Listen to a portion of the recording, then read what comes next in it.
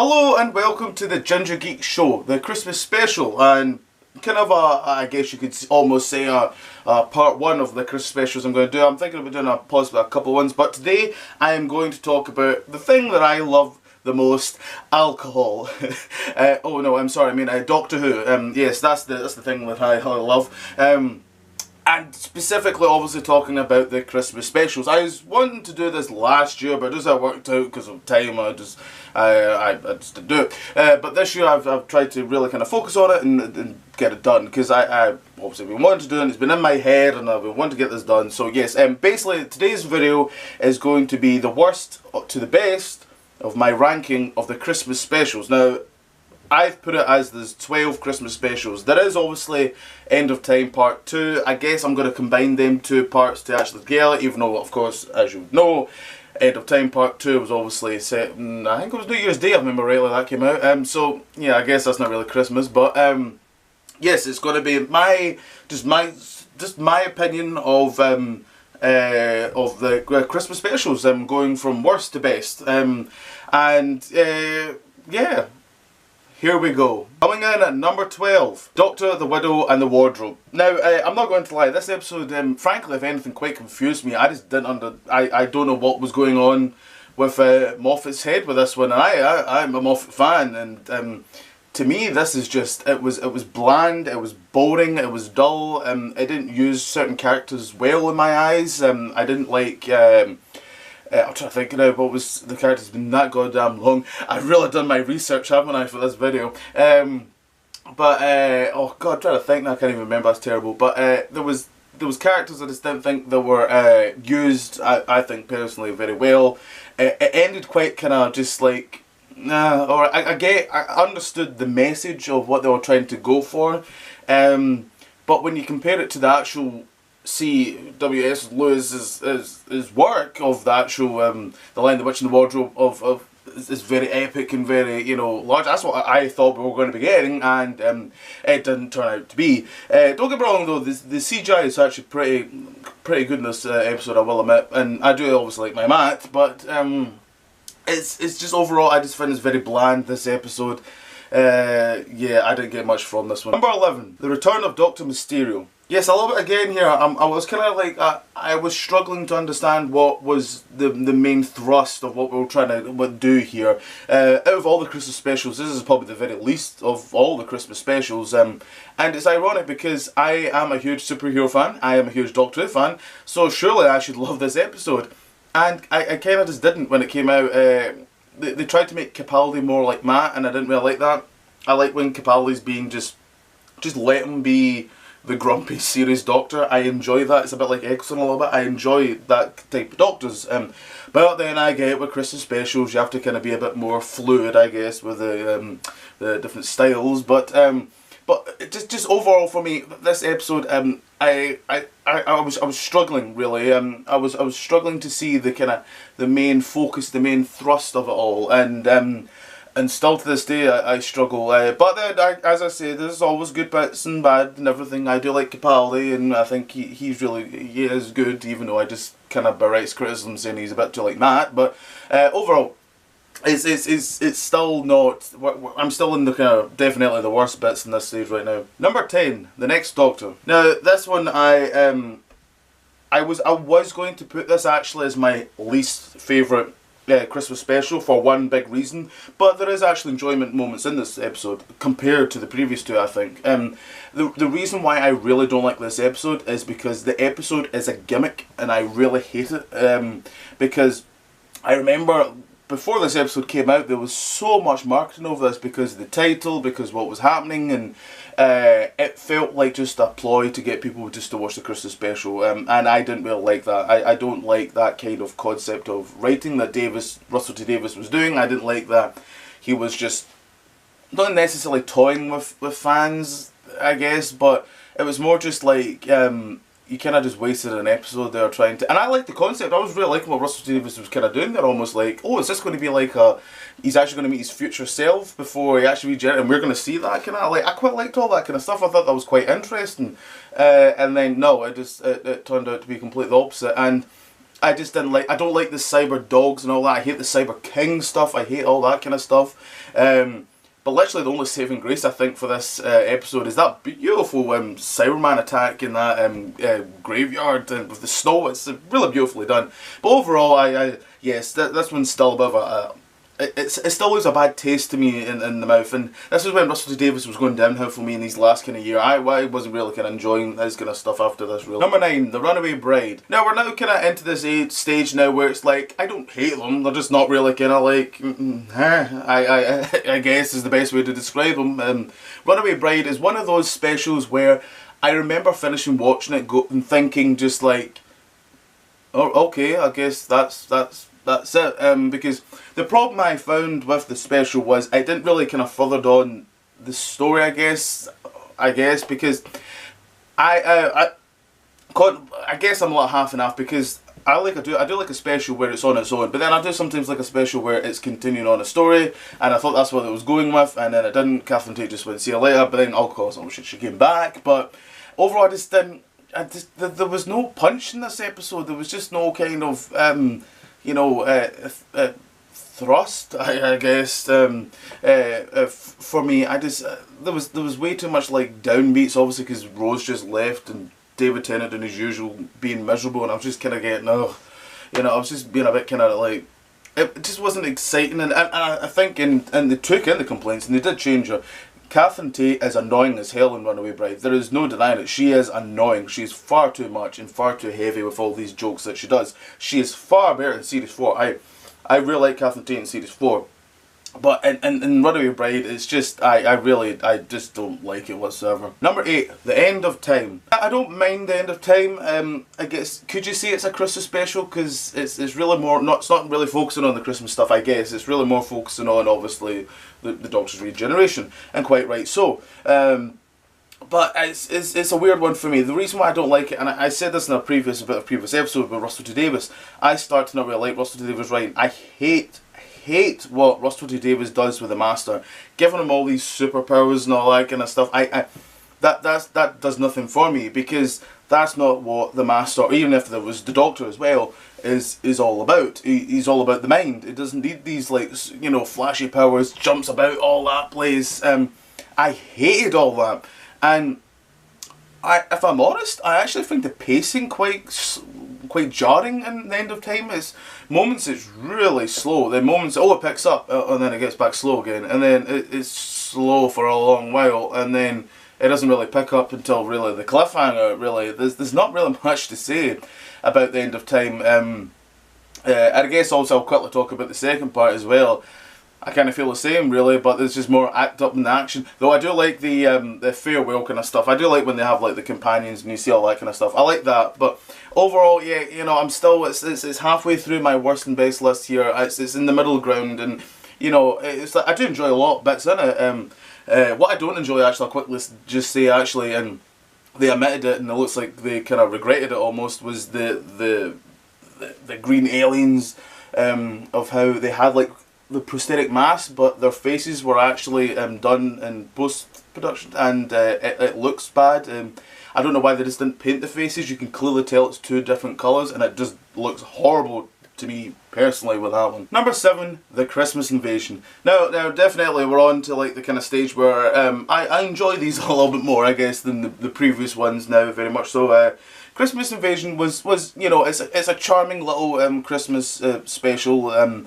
Doesn't have much David Tennant obviously till the end, which was a nice little bit when he does actually appear. I like all that kind of stuff. And overall, it gave us a nice little kind of taster of the Christmas special. It was the first one, so it's going to have a little bit of a kind of you know, a soft spot in the heart, I guess, if you want to call it. I do enjoy it. It's just not.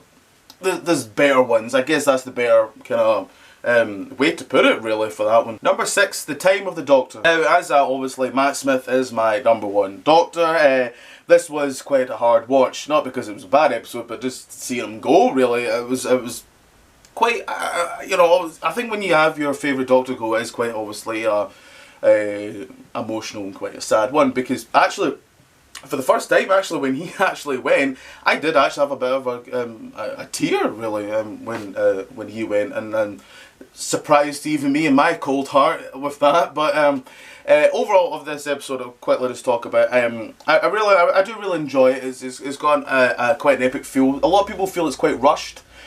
I would understand that point, to be honest. I could see where they're coming from. I'm not disagreeing with that whatsoever. But what I got from this episode, I enjoyed. I think it ties up quite nice stuff with the cracks and all that, and the Time Lords and that kind of stuff. I like what the how Moffat kind of tied it all together. Personally, I thought it was quite nice, and I like the kind of this signal going through the whole universe and people coming to that signal. I quite like all that kind of stuff, and handles as well. Obviously, that was god damn emotional. And also, actually, I'm going to just quickly just say one thing I actually quite like about this, because at this point where I remember watching it, I was getting quite off Murray Gold, but he does some really beautiful stuff in this this episode. And in the end of kind of series 7 kind of stuff, he does some really nice stuff from Matt Smith's last hurrah, I guess we want to say. But and I like that kind of stuff. But overall, you know, I enjoyed this episode. Number 5, The Snowmen. Yeah, yes, now we're definitely in the stage of I really do enjoy these episodes. Now it's just a case of you know, what's the kind of better one in my eyes, really. But the Snowman is a fun, exciting adventure, really. I think a little bit. Well, you know, okay, right. It does have some miserable points to it, but every Christmas special and movie has miserable bits, and any Christmas thing, I guess. Yeah, that's what they have, you know. But I like the Paternoster gang. I think they're all great, all three of them. I think having Clara is great. I love the staircase up to the TARDIS and to the sky. I think that is beautifully done. And obviously got the new TARDIS. The thing about it was quite special, but this goes to be special. It was very much a new era of having a new companion, a new TARDIS, a new a lot of everything, a new costume, all that kind of stuff. And I like that kind of stuff. I think it worked for me, and I like Clara. I know a lot of people don't like Clara. That's all to them. And yeah, overall, I just think it's like it's a fun Christmas special. Oh, and Richard E. Grant is also really very beautifully hammy. Is great, as I love that. I love a bit of a very hammy acting for a villain sometimes. I think it kind of it works for me in that kind of role.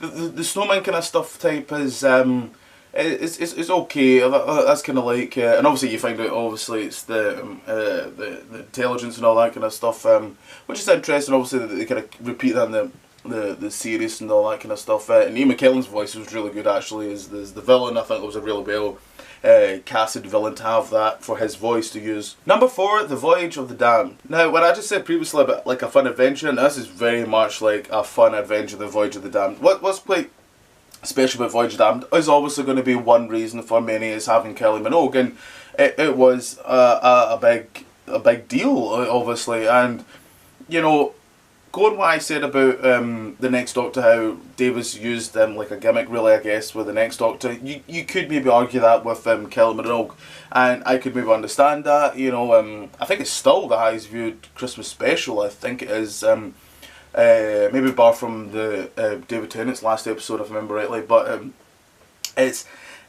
it doesn't feel thrown in your face almost, like she's actually like a very good character and well fleshed out character. I felt I quite enjoyed Kelly Minogue, but not just that though. As I said, it's a real quite a strong, fun adventure really, and really exciting actually. Like when the ship actually gets hit by the meteorites, if I remember rightly, that was coming in. All that kind of stuff was I thought was really quite well done. I actually thought I loved the different guests, and I also really liked is they took the time to also really establish all these kind of supporting characters, and I really quite liked that, because it's very rare you kind of get that a lot of the time, especially in Christmas specials when they're only an hour. When this one was actually, if I remember rightly, it was an hour and 10 minutes, so it was quite definitely a special episode. But overall, you know, I think this is exciting. It's got some drama, it's got some heart, it's got some great music from Murray Gold. It's to me, Voyage of the Damned is what you kind of want from a Christmas special. Just harmless fun and excitement, and I think that's what is needed after a big heavy Christmas meal. Number 3, Last Christmas. Now it's funny how I just said about fun, adventure and all that kind of type thing when Bill Wright's Last Christmas is probably the darkest Christmas special, but it's a really good episode. I can't help it. I think it's really really crafted and real well done by everyone really in this one. It is a bit of a mix. People said it's basically a mix of Alien and Inception, and they are right really. It really is that case. But overall with this episode, you know, I think Capaldi's really starting to kind of really nail the character for him. I think a lot of the kind of stuff within this kind of special I really quite enjoy. I think it's got, what I like about Christmas Special is having a great supporting cast in it. I think this has a good supporting cast in it. I think Nick Frost is great as Santa Claus. I think he did a really good job with all that, and just overall, I think it's just like, I think it's one of Capaldi's best. Obviously not the best, because that's about to come in a minute, but I just think, like, overall, I think it's enjoyment, and it's exciting, and it's really, the pace is very quick, and it's really moving, which is what you want, I think, for a Christmas special, because, you know, you gotta get going with it, really, and but overall, yeah, I do enjoy this one. At number 2, The Husbands of River Song. As I've kind of been saying quite a couple of, obviously, these kind of times here, for me, I've always kind of said the Christmas special should always be basically a fun adventure, and Husbands of River Song very much ticks every single box. I absolutely adore them. This special for me personally. I have since it came out, you know, ends kind of River Song's story really. I love that red velvet coat, which I actually have one for myself. Which I used actually for my very first Comic Con actually, which was quite nice. But yes, there's just something I've always quite kind of liked about the special. I very much enjoy most of it. It feels very Christmassy, and it's exciting, it's fun, it's a good pace to it, keeps on moving.